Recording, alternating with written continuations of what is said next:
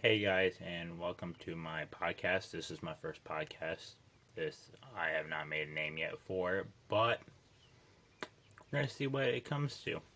So, I have been lifting for 5 years now, over 5 years. I'm aspiring to be a bodybuilder. My goal is to be an IFBB pro bodybuilder and to be a coach of bodybuilders in fitness, other people in their fitness journeys, and help other people reach their goals. I'm currently a student at the University of Toledo studying middle childhood education. My current training split consists of the bro split. So typically I would do an order of like chest, back, legs, arms, back, arms, chest, something, add shoulder day in there somewhere, and make it your own. Personally, me, I'm not training legs as much as I should be. The reason why is because my legs are actually too big compared to my upper body, and my upper body needs to fill out. So you'll see from the bodybuilding stage footage that I was a part of a bodybuilding show. You will see that my legs were too big compared to my upper body, and that's why I don't train legs as much. So if I had a typical week when I was in college, it would be like Sunday I would probably hit like arms. Monday I would hit chest.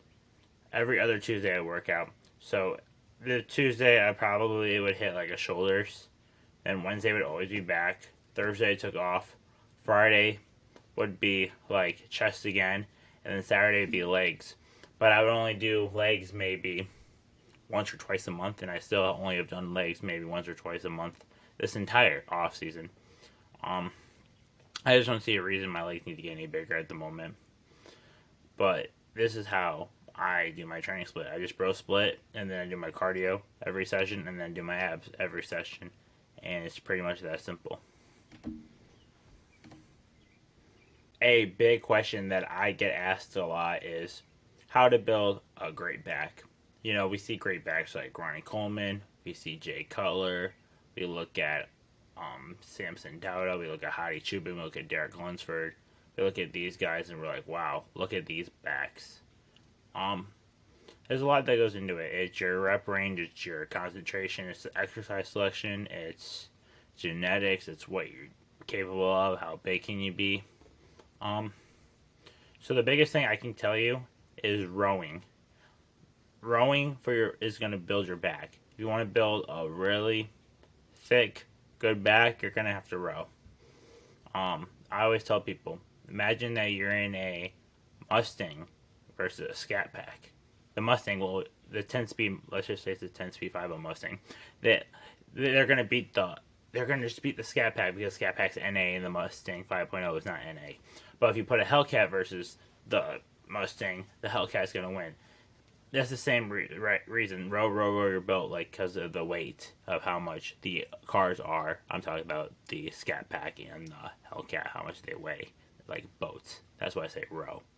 Anyways, I typically like to start off with like a lat pull down.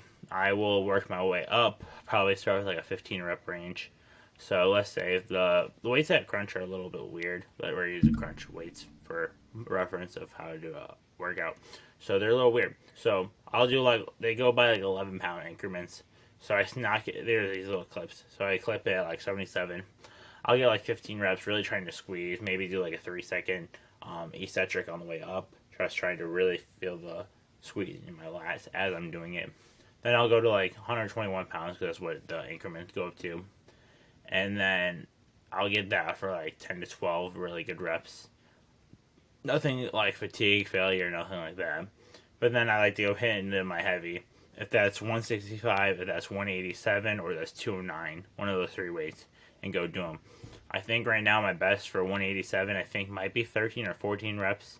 And then I think my best for 209 is maybe like 11 or 12 reps, which is still very good weight. Then I go into like a barbell row. And for this rep range, I like to keep it really, really consistent. So let's say like 3 sets of like 15 at a plate. So you get a plate and row to yourself, double overhead and grip. Get like 15 reps. Because it's not really the amount of weight you do, it's how well you move that weight with the contraction. And how much time under tension you can put. I can put in those 15 reps a minute and 10 seconds, minute, 15 seconds, almost minute and a half worth of attention into it if you really focus and you really just give it your all for the sets that you have. So yeah, typically 3 sets, maybe even 2. Depends on how like my back truly feels. If it feels like it's connecting and it's pumped, we're going to the next exercise.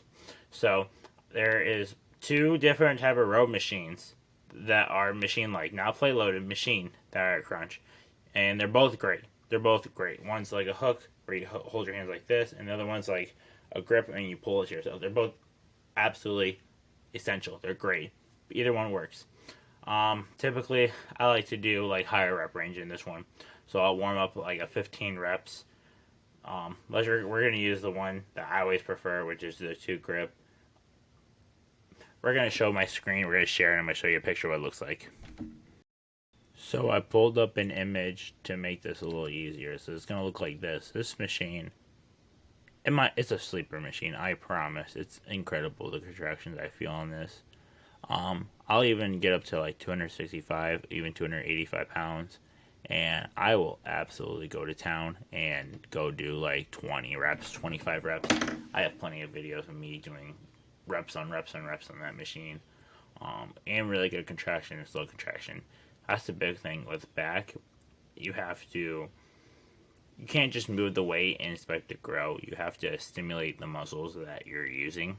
And when you're using those muscles, you need to not only squeeze, but stretch. And you guys squeeze and stretch. And that's the way you're going to build muscles. Squeeze and stretch each and every single part. And that's how you can build a good back with those 3 exercises. And then I like to go into some type of dumbbell row. And if that's me being on an inclined chest where I'm reverse and I'm rowing to myself, or if I'm single arm dumbbell rowing, it doesn't matter. You just do it. I like to do typically like 3 sets of like 15 also. I am a big like 12 to 15 rep guy. I like doing even more reps. Sometimes my body just doesn't let me go do 20, 25 reps on a given exercise sometimes. But I'm also probably training a little heavy on that. There's the reason why I can't go 25 reps. It just depends. Like, for example, the other day, I was doing 2 arm rows on the incline chest, and I did, I think, 75s for 3 sets of 12. But then I can do single arm row, 2 sets of 15 with 90 pounds. So it doesn't matter the weight you do, it's just how you feel. And then lastly, I like to do some type of row. Again, it's either going to be a T-bar row, it's going to be a cable row, it's going to be a row machine, it's going to be a plate loaded row. It doesn't really matter. You just need to do like a 4th or 5th row machine. And rows are what's going to build a lot of good, really good back. It's built my back really well over this off season, and I've definitely gotten a lot bigger since you're going to just see me on stage in the pictures and the videos.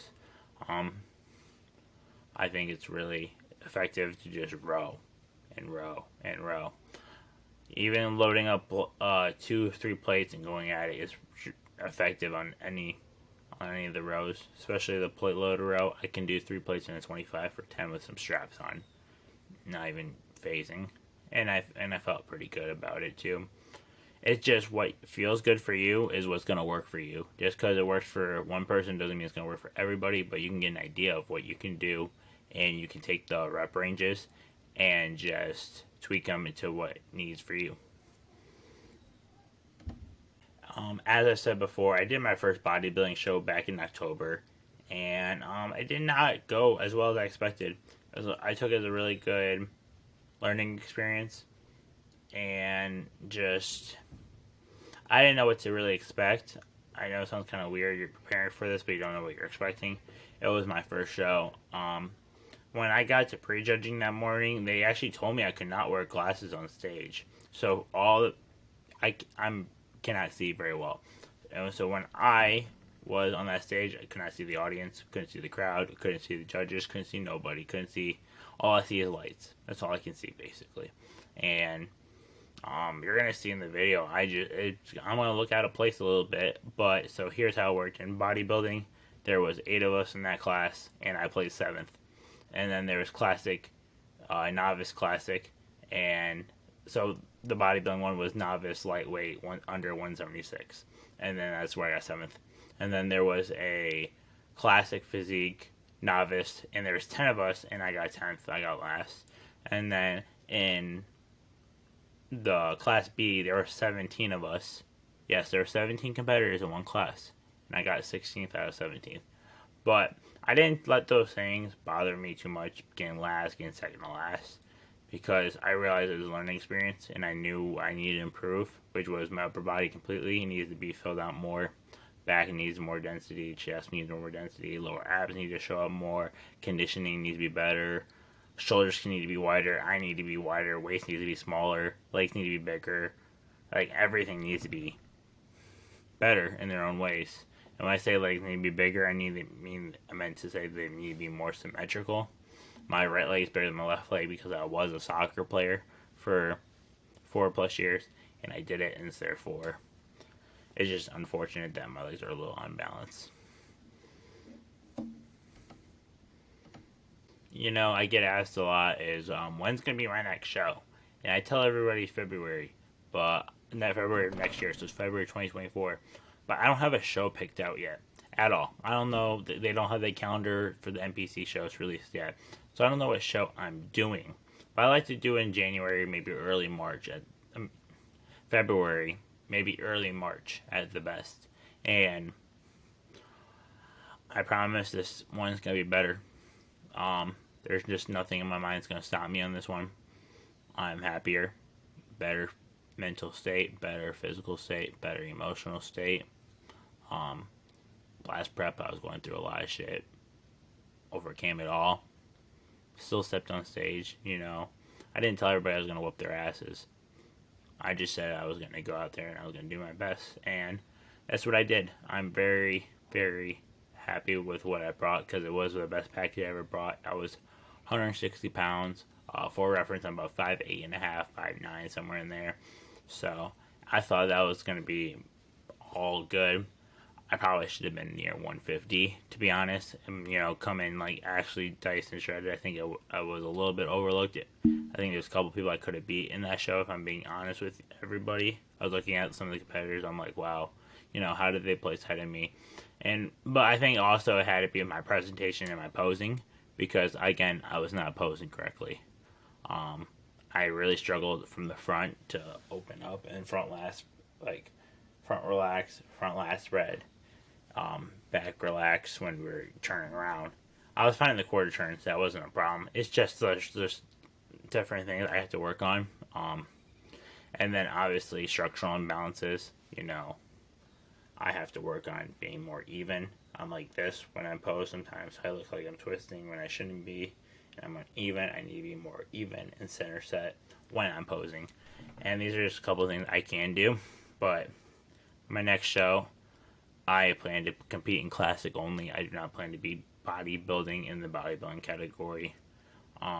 If it turns out that that's the better choice for me, then I'll go switch and do bodybuilding. But until either I fill out the weight cap for classic, or I blow up to a point where I'm over, let's say 220 pounds, for example, like, well, it's relatively lean, looking like the best ever, not just like 220. I'm 30% body fat type of shit. No, that's not what I'm saying. I'm saying like my best ever 220, because the classic physique for 5'8" is like 182, 190. I think that's like somewhere in there.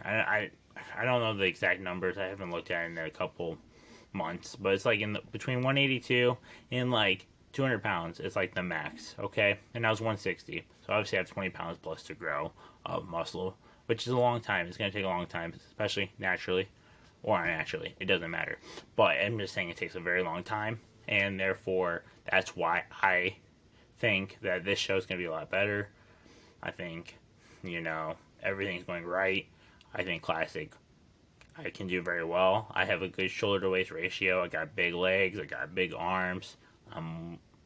I feel like I'm white as a house for my height, for my, you know, self. And that's just how I feel about me. Obviously, other people have their own opinions, and there's always going to be someone better than you. Remember that. There are always going to be people better. It's just inevitable. But you can be the best version of yourself. That's what you can be. I always get asked also is, what is the best rep range? It just depends on what your goal is. What do you want to be? Do you want to be the strongest version of yourself in the squat, bench, and deadlift? Or do you not care about squat, bench, and deadlift, but you want to be strong in everything else? Or do you want to just do no lifting and you just want to do machines or and dumbbells only, and you don't want to even touch a barbell in any way? There's all different types of reasons why you would just like your rep range. So typically, I like to alternate my rep ranges. So if I'm in one exercise, I might have an exercise. I pick one. Let's say I do between 3 to 5 exercises per body part, and let's use shoulders for example. If I'm hitting shoulder day, and shoulders will be an exception. It's probably more like 6 or 7 exercises because there's 3 parts of your shoulders. There's the front, the side, and the rear. So you have 3 different parts to target. So I would start with the shoulder press. I probably work my way up to like a good rep. So probably do 15, 15, like between 14 and 18 for the final set because it'd be my working set, whatever. So between, I say, 15 and 20 reps is for my first exercise. Just really get blood flow to where I want the muscle group to be done, to be put to where I want my pump to be. So you have that. And then I would go into like lateral raises. And then obviously I'm going at them however long it takes me, right? However many reps I do, 25 reps, 30 reps, 35 reps, it don't matter. You just span them. You span. But you span them with good form, you span them with good technique, and you span them with good time and retention, and you actually put effort into each and every single rep you do. You just don't go through the motions just to go through the motions. Actually feel them weights, actually feel the reps, actually feel your shoulders burn, your body, whatever body part you're working on, burn. It's good. Pain is where we grow. I promise. Pain is where we grow. When you're going through shit, that's where you grow. Next, when I do rep ranges of like 12 to 15. 12 to 15 is a great rep range. I hate people that do 3 sets of 10.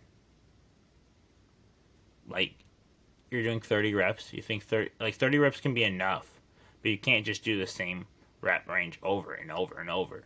You gotta go out for progression. So yeah, I might say, oh, I do 3 sets of 15 or 3 sets of 12 at a weight, right? But that's me doing 3 sets. That's in the middle of my workout. That's not like the beginning. That's not like the end. That's like a middle. Because I use that as like my, quote, rest. Getting, quote, recharged to go in these heavier movements. Because that's the thing you have to do. You have to build conditioning in each exercise. So you don't have fatigue. So you're not tired. You can keep pushing. You can keep pushing heavy weights. That's what matters. Because if you're doing, let's say you're fatigued after the first exercise on your shoulders, after you're doing them shoulder presses, and you're fatigued, you can't even do like, let's say you can't even do 10 reps on lateral raises. You just burned your whole workout. You just ruined it. Either you got to go so light that you're not going to feel it, or you're going to go so minimal reps that you're not going to grow.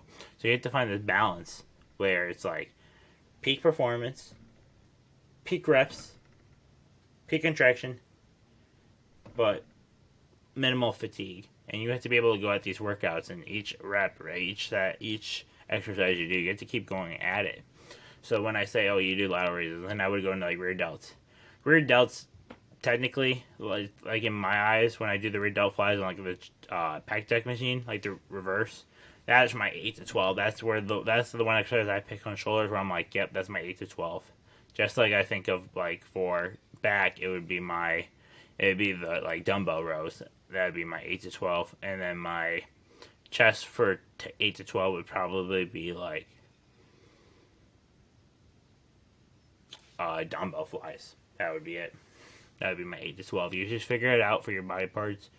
And then you also have to have a couple where you're pushing like 20, 25 reps because you need to put some endurance on your muscles so they know that they can handle any rep range, any set, anything. They're not just used to 3 sets of 12, 3 sets of 10.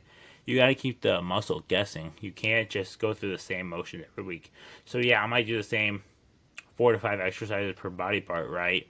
But I change up the tempo, I change up the reps, I change up the order I do it in. I'll take one exercise out and swap another exercise in, see how it feels, see what I can do. because you need to keep your muscles guessing. That's the best part you can do. If you keep your muscles guessing and they never know what's going to happen next, you can prepare yourself to have the best pump ever. You can, by literally just going through the motions and doing good form and getting 12 to 15 reps on each exercise, you're going to feel great. Even if you do a couple sets where you're doing less than 12 extra reps and a couple where you're doing more than 15 reps, you're still gonna, once you find that balance of all, you're great. You're gonna make the gains. You're going to be successful, because people that do 3 to 10 are not gonna be the ones telling you, yeah, I'm doing the greatest. This is the best I've ever been at 3 sets of 10. Because I had someone telling me, they're like, yeah, I do 3 sets of 10 and I'll do one set of failure, and I'm like, how much more could you do before the 10? And they're like, oh, I probably could have done another like 2 reps. And I'm like, you can't leave those 2 reps in reserve. That's another thing. Reps in reserve. You cannot leave reps in reserve. Yeah, when you're warming up, you can. There's nothing wrong when you're warming up. But when I'm talking your working sets, when I'm talking about when you're going your heaviest, you do not leave the reps in reserve. You push them. Even if it's you struggling every rep out of it. Even if you're doing partials, just go and work hard. Even if you have someone coming by and they're on the, let's say you're doing dumbbell presses, and they take your elbows and they lift up the last couple reps. That is important. It's important. You can't give up. You can't fail early. You have to just push and push and push. It is so important to push. Because the more you push yourself, the deeper you get into this journey. It has been so difficult, so deep for me. It's just, and I keep getting deeper and deeper and deeper into it. And this is something I've loved. I love this journey. I love everything a part of it. I love the fact of becoming a bodybuilder. This is what I wanted to be. I never got to shine individually, ever. And I think this was the thing that was made for me. Back on that rear delt 5 going 8 to 12, I would then go do like some type of cable lateral, cable rear delts, and I would do like 12 to 15 reps. And I really enjoy doing 12 to 15 reps on cable, especially that rep range specifically, because I feel like that's where I get my best contractions.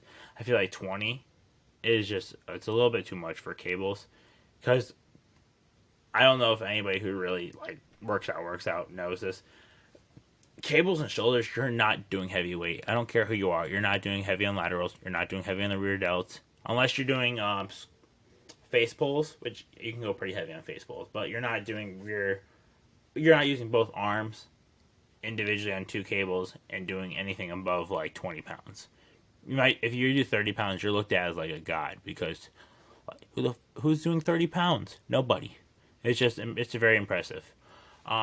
So anyways, you're just gotta figure out them rep ranges where it's like you're not fatigued, but you can keep going. So after you do them cables, let's say you get through 2 exercises on cables, no matter. And then you're like, oh, my 6th and final exercise, I want to go do shoulder front raises. My bad. I was trying to figure out what I was trying to say. Front raises. And you do, let's say you take the 12 and a half, 15, 20s. I don't care what you take. You take a weight. You do like, again, another 12 and 15 rep range. You're going to feel it. I promise. You're going to be like, damn, my shoulders are. And you're going to just be like, wow, this is what I need. I need to feel this pain so you can go and be successful and get bigger and, improve on your journey. And that's the most important thing, is improving. It doesn't matter about being number one. It doesn't matter about impressing everybody. It doesn't matter about getting the girl, getting the guy, getting whatever you want to get, whatever you prefer. I don't give a fuck. You just have to understand that your God-given genetics, what you're born with, you get to use them and figure it out. You have to figure out what's best for you. You have to figure out what's great for you. You have to figure out how you can do it, when you can do it, your timeline, because eventually you're going to have this, you're going to plateau, obviously. So what I'm trying to say is that you have to go at this as long as you can, at the best you can, and be the best you can while you're doing this. Because progression is linear. You go up and then down. Up and then down, and it just goes back and forth. But you can keep staying up if you keep improving. That's what matters, is improving every day. Shout out to my boy Sean. is how important is cardio. I believe cardio is very important. It comes down to a lot of things. Cardio, one, if you're doing the off season, it kind of makes prep a little bit easier. I was walking on a treadmill before I started prep, and then I started doing stairs on prep. I wasn't conditioned for stairs. I wasn't ready for the stairs, but I did it. But if I was to start the stairs earlier, or if I would have took it a little more serious earlier, could have been in a better situation. But that's what I'm doing now. So every day, my gym sessions, I'm doing between 30 and 40 minutes of cardio. I hit abs. I'm trying to improve everything I can improve. Not leave any stone unturned. Not having no weak points. I make sure my abs. I do 3 sets of 20 leg raises, and then I'll do like 2 sets of 15 and do ab crunches with like a machine. Both these, one's a machine and one's connected to like the dips and the pull up bar, like the thing. Anyways, so you hit abs, you have cardio. But so I'll try to do cardio because I try to train 6 days a week. So I'll try to do cardio 6 days a week, and I do very well. And then also my job where I do a lot of cardio itself, and those it makes it really easy to stay lean and to stay in like a relatively about 15 to 17% body fat range is probably where I'm at right now, which I feel very good. I feel very well. I'm 180 pounds. I'm 5'8.5", 5'9". I don't know how much more is needed. Like naturally, looking at myself, I'm doing what I need to do. I don't need to get to 200 pounds. I don't need to get fat. I don't need to ever really exceed 200 pounds for an off season unless I was at that body composition where I could be 200 pounds in the off season, but I don't have enough muscle on my frame to be 200 pounds in the off season yet.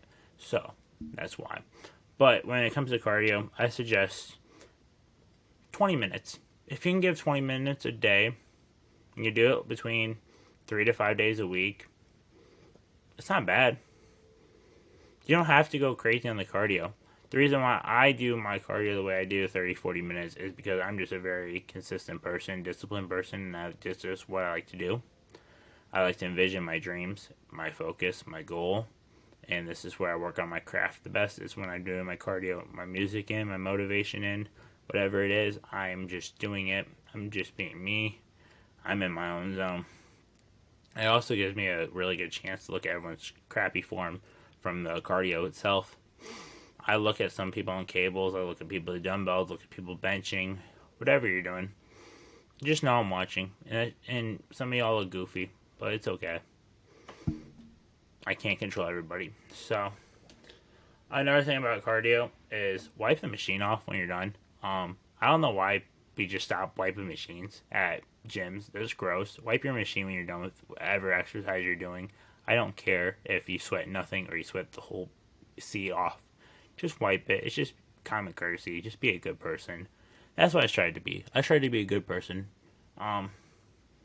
This journey has taught me how to be strong, mentally, emotionally, physically, and I promise when you start figuring this shit out, bodybuilding in life, it just connects, it flows. You just do what you want to do, and you want to be the best version of yourself, and that's all I can say about that. Products to use with this product from Old School Labs. It's called Lava 196.